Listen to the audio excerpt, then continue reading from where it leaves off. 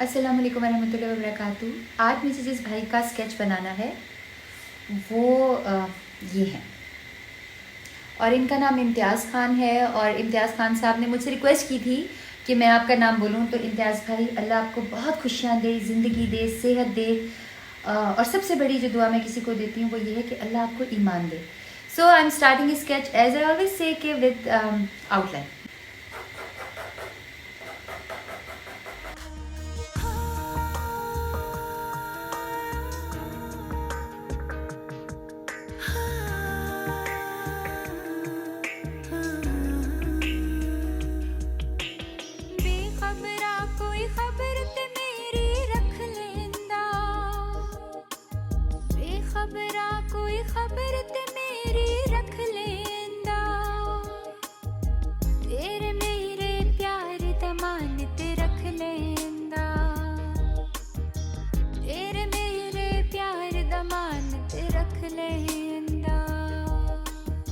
दस दे होर की खेड रचा